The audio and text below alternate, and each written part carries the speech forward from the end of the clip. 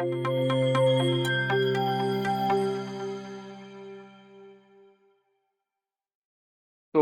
everyone. Today we have Sanskriti Mishra with us. She has secured AIR 296 in NIMSIT 2023, and today she will be sharing her experience. Hi Sanskriti. Let's start with your introduction. मेरा नाम संस्कृति है और मैं चंपारण बिहार से रहने वाली हूँ। मैंने अपना अंडर ग्रेजुएट बीएटी से किया है इन computer science honours. After that I got AIR 296 from NIMSIT 2020, got AIR 3 in IGBTU MC, and my CUET score is तुम्हें अभी कॉलेज कौन सा अलॉट हुआ है? अभी मैं NIT। संस्कृत तुमने IMPS कब ज्वाइन किया और तुम्हारा मोड ऑफ स्टडी क्या था? ऑनलाइन मोड था या ऑफलाइन मोड था? I joined IMPS in September 2022 when I am in my fifth और मेरा ऑफलाइन मेरा जो स्टडी मोड था वो ऑनलाइन था with test series. Online mode में तुम्हारा एक्सपीरियंस कैसा रहा? बिकॉज बहुत से स्टूडेंट्स होते हैं जिनको ऑनलाइन मोड में थोड़ा डिफिकल्टी होता है, बिकॉज ऑनलाइन मोड में आप अपने घर पे हो, अपने घर पे आप स्टडी करो, तो वो डिसिप्लिन मेंटेन करना और एक जो होता है ना कि क्लासेस करनी ही करनी है, मतलब डिसिप्लिन और एनवायरनमेंट कैसे मिलता था पढ़ने के लिए? मेरे लिए तो ऑनलाइन ही सूटेबल था क्योंकि मैं फुली टाइम इन्वॉल्व थी अपने कॉलेज में with proper attendance and exam mixer वगैरह वगैरह। तो ऑनलाइन बहुत फ्लेक्सिबिलिटी प्रोवाइड करता है कि अगर आप पूरे वीक नहीं पढ़ रहे हैं तो आप सैटरडे संडे से कवर कर सकते हैं। हाँ, वन इशू है कि कंसिस्टेंसी मेंटेन करना पड़ता है, although online is more preferable than off अगर आप कहीं और इन्वॉल्व हैं कॉलेज वगैरह। जैसे कि तुमने बताया कि तुम आप पेयरिंग स्टूडेंट हो, तो कितना डिफिकल्ट होता है दोनों चीज मैनेज करना? कॉलेज भी एक इम्पोर्टेंट है बिकॉज हमें एक CGPA का क्राइटेरिया है निमसेट, तो एक हमें वो भी लेकर के चलना है, प्लस हमें निमसेट की प्रिपरेशन करनी है। कितना डिफिकल्ट होता है इन दोनों चीजों को मैनेज करना, और तुमने अपने केस में किस हिसाब से मैनेज किया था? हाँ, एक डिसेंट सीजीपीए तो बहुत इम्पोर्टेंट है। डिस्पाइट हम कितना भी कह लें कि सीजीपीए नहीं चाहिए, लेकिन वो बहुत ज्यादा इम्पोर्टेंट है। तो चाहिए, एक डिसेंट तो चाहिए। और मेंटेन करना ऐसे है कि I just divided my week. My college is from Monday to Friday, तो मेरा एक मंडे टू फ्राइडे का अलग रूटीन रहता था एंड सैटरडे संडे वो अलग रूटीन रहता था। And I Sunday I prefer most कि मैं टेस्ट दे लूँ, एनालिसिस कर लूँ और मैं खुद को रिलैक्स, उसके बाद मेरे को शेड्यूल नहीं रखती। Saturday is all about revision what I study in that week, और मंडे टू फ्राइडे बस थोड़ा पढ़ते जाओ। और जो क्लासेस होती थी उनको कैसे अटेंड करते थे? कॉलेज नहीं, जो निमसेट के लिए जो कोचिंग की क्लासेस। Mostly night time. तो थोड़ा टीचिंग पैटर्न के बारे में एक्सप्लेन करना कि टीचिंग पैटर्न कैसा था, जो तुम क्लासेस अटेंड करते थे उसमें क्या अच्छी बात थी, और अगर तुम्हें कुछ प्रॉब्लम फेस हुई हो।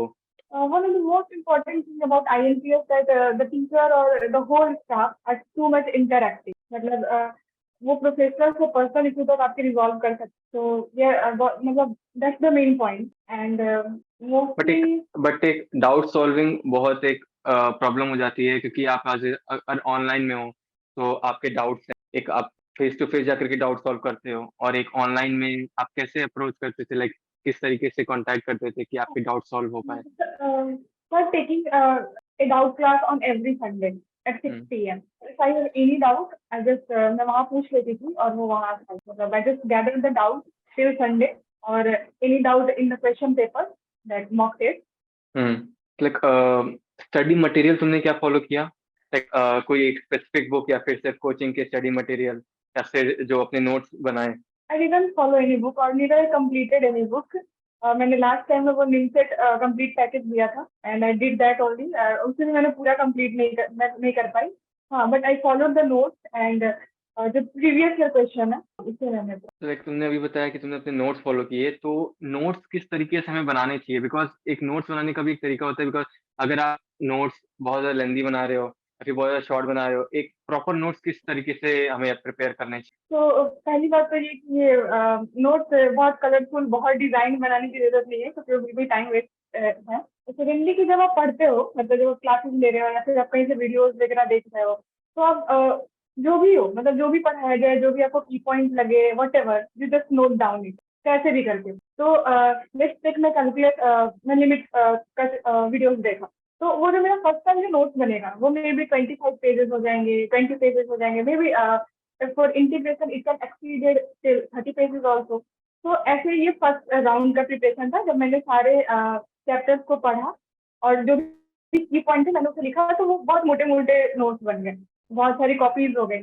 बट जब सेकेंड टाइम रिवीजन करोगे आप उसको, तो फिर आप उसको और उसे तो फर्स्ट राउंड का जो प्रिपरेशन खत्म हो जाए, तो फिर जब आप सेकेंड राउंड की प्रिपरेशन करते हो, जब रिवीजन करते हो, तो जो 25 पेज की जो नोट्स है, it should be in 10 pages.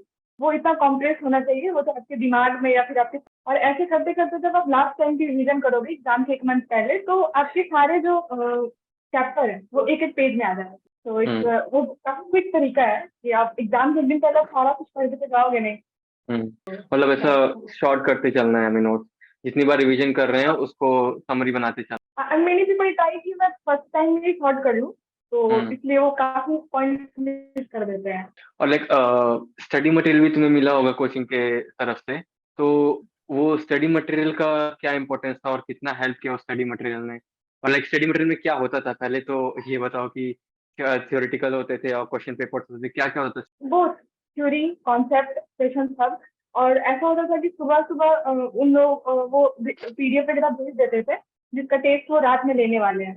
तो student have ample of time कि वो उसे रिवीजन कर सके, क्वेश्चन बना सके, ताकि वो जो नाइट टाइम का जो टेस्ट होता है, एक टॉपिक वाइज टेस्ट, वो उसे दे सके। तो ये प्रॉपर एल्गोरिदम है। सुबह उन्होंने पीडीएफ वगैरह भेजा, आप उसे दिन में सॉल्व कर लो कभी भी आपको टाइम मिले, और फिर रात में उसी टॉपिक का टेस्ट हो जाता था, तो दैट टॉपिक क्लियर।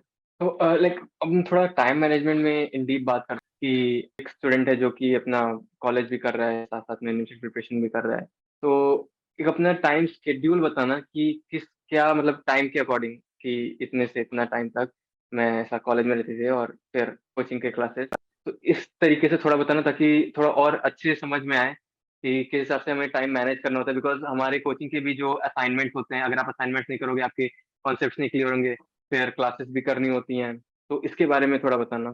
और लास्ट और एक और प्रॉब्लम आती है कि हम जब अपना फाइनल ईयर में होते हैं, हमें एक प्रोजेक्ट भी मिलता है, प्रोजेक्ट करना होता है कॉलेज का, तो उसके रिगार्डिंग भी। और मेरी फर्स्ट प्रायोरिटी, तो मैं अपियरिंग स्टूडेंट हूँ, तो मेरी फर्स्ट प्रायोरिटी कॉलेज ही थी पहले, कि मुझे डिसेंट सीजीपीए चाहिए, एक बढ़िया प्रोजेक्ट बनना चाहिए। तो पहले मैं कॉलेज देखती थी, व्हाट इम्पोर्टेंट इन कॉलेज, क्या मिड टर्म है या फिर क्या असाइनमेंट मिली है।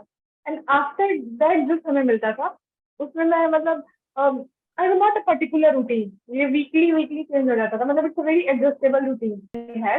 It's so that's why that, मतलब जैसे आपको टाइम मिले आप उस हिसाब से अपना एडजस्टमेंट हाँ, कर सकते हो। मतलब इट्स लाइक ना भूख, कि कभी एक रोटी की भूख है तो खा लिया, कभी 1 घंटे पढ़ लिया, कभी 2 घंटे पढ़ लिया, कभी समय मिला तो 7 घंटे भी कर लिया, और कभी बिल्कुल भी नहीं किया, ये भी होता है। तो that it, but consistency should be maintain.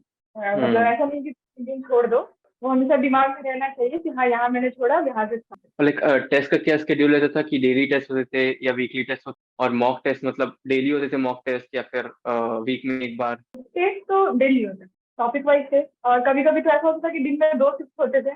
फिर और फुल टेस्ट जो होता था वो वीक में एक बार होता था, लेकिन जैसे जैसे एग्जाम पास आते गया, वो 1 से 2 हुआ, 2 से 3 हुआ, 4 हुआ, फिर इन लास्ट मंथ वो सातों वीक पूरे वीक रहा, सातों दिन 2-2।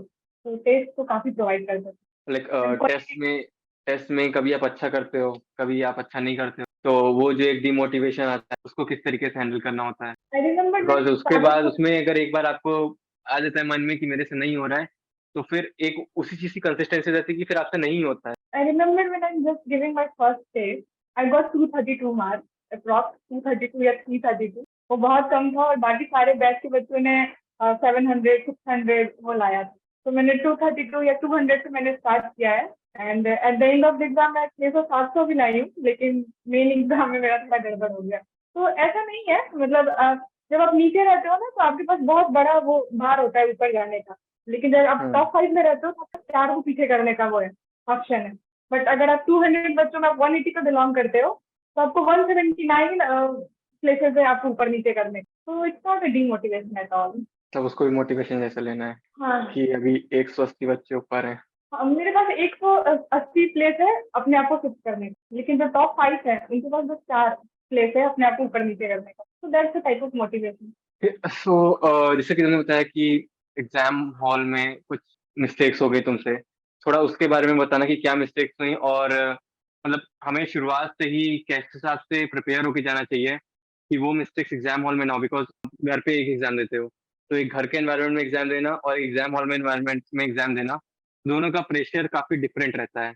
तो इसके बारे में थोड़ा बताना। जनरली ना, जैसे अगर आपके पास समय है 365 डेज है आपके एग्जाम के, तो 364 डेज को एक साइड रख देना चाहिए और वो 1 डेज को एक साइड रखना, क्योंकि दोनों इक्वली इंपॉर्टेंट हो जाते हैं। और वो 365 डेज में आप प्रिपरेशन करते हो, आप डिमोटिवेट होते हो, मोटिवेट होते हो, गिरते हो, उठते हो, ऑल और वो इक्वली इंपॉर्टेंट होते हैं वो लास्ट एग्जाम के। तो मैंने एग्जाम दिया और मैं एक स्पेसिफिक पैटर्न से मतलब अपने आप को प्रिपेयर की थी कि हाँ क्वेश्चन ऐसे ही आने हैं जो कि पास्ट 3 to 4 ईयर से पैटर्न यही फॉलो हो रहे हैं।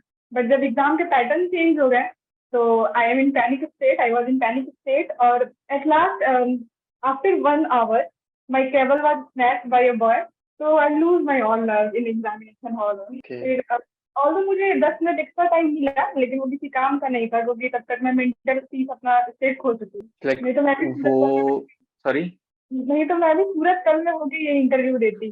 Face to face, one to one, नहीं कोई इशू नहीं है, ठीक है। अभी जहाँ हो बहुत और अच्छी प्लेस है वो भी।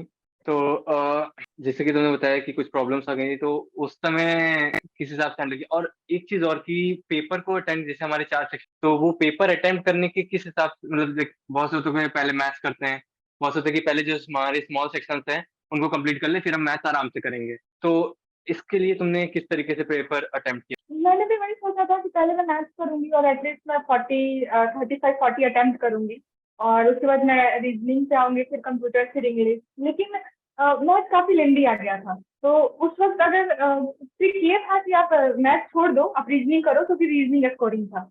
लेकिन अब फिर वही हो जाता है, मैं पूरे एक साल जब 35-40 अटेम्प्ट करके आई हूँ, तो फिर वो एग्जाम टाइम छोड़ना मेरे लिए बहुत रिस्की लगा। मुझे लगा कि नहीं, सब इजी आया है, बस मेरे को हार्ड लग रहा है।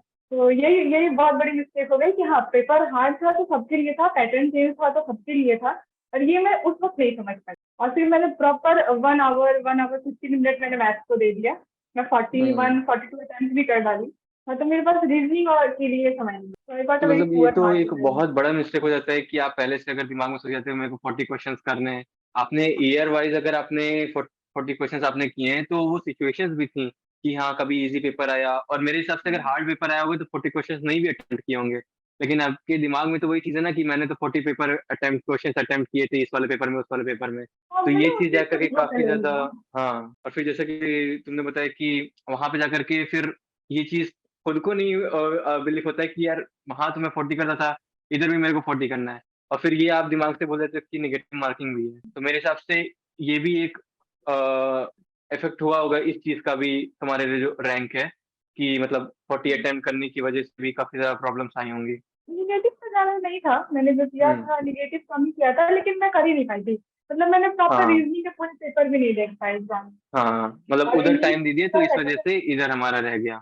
और लाइक इंग्लिश और कंप्यूटर का क्या रहता था कि बिकॉज इंग्लिश कंप्यूटर भले ही कम कम क्वेश्चंस आते हैं, बहुत से लोग होते हैं छोड़ देते हैं कि नहीं हम अपना रैंक उधर ही से बना लेंगे, मैथ्स और रीजनिंग से, तो इंग्लिश और कंप्यूटर छोड़ देते हैं। तो तुम्हारे हिसाब से क्या होना चाहिए कि ये इंपॉर्टेंट है, या फिर अगर आप उसमें कॉन्फिडेंट हो तो आपको अटेम्प्ट करना है, नहीं हो तो फिर छोड़ना भी एक डिसेंट डिसीजन है?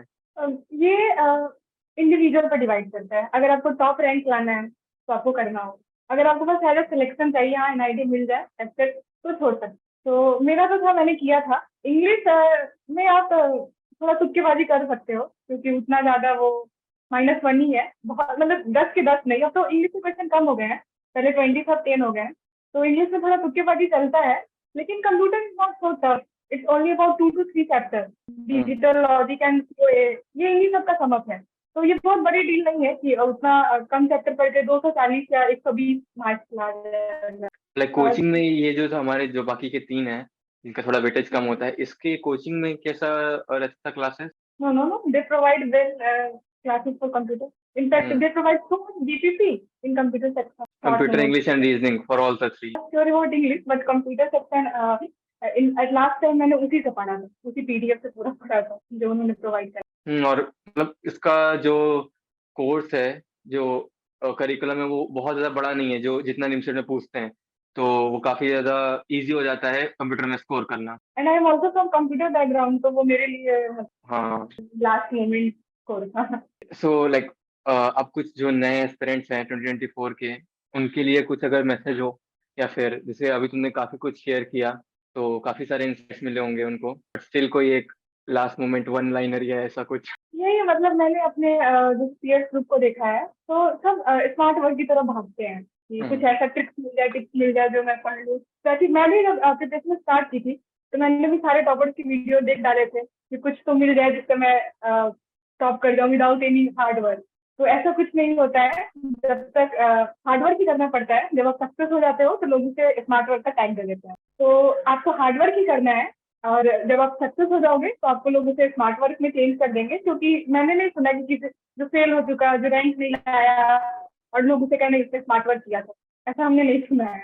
हम्म। तो डू हार्ड वर्क और फिर सक्सेस। मतलब 15 दिन और 30 डेज जो यूट्यूब पे वीडियोस आते हैं, crack answer in 30 days, 45 days.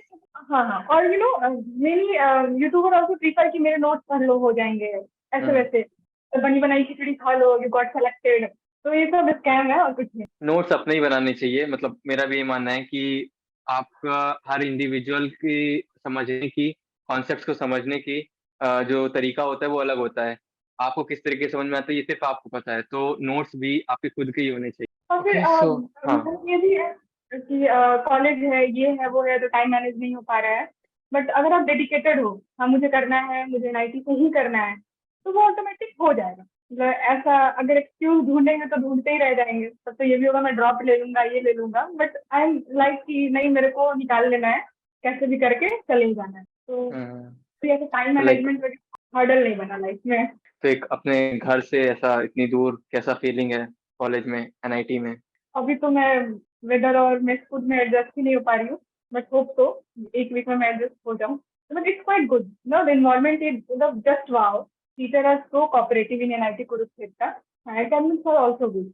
मतलब जब तक यहाँ नहीं आई थी तब तक था कि सूरत कल छूट गया, लेकिन जब मैं यहाँ आई तो लगा कि अगर नहीं, अगर अगर वेदर कंसर्न है, अच्छा ही ये छूट गया। यहाँ बहुत गर्मी है। वहाँ भी है क्या? हाँ वहाँ भी होगी ऑब्वियसली। सूरत में है। नहीं की थी कि कितनी ह्यूमिडिटी होती होगी हरियाणा में, वहाँ बहुत ज्यादा ह्यूमिडिटी, हमारे यहाँ इतनी नहीं। Then it's better you are in Kurukshetra, not in Surat. Okay, so thank you, Sanskriti. It was a great session with you, and I hope the viewers will get a lot of insights and lot of experience. So thanks a lot, and I wish you thanks a lot, Sanskriti. It was a very nice session with you, and I hope the people watching this session will gain a lot, and they will learn a lot from your insights and your experience. So thank you, and I wish you a best of luck for your future. Thank you, everyone.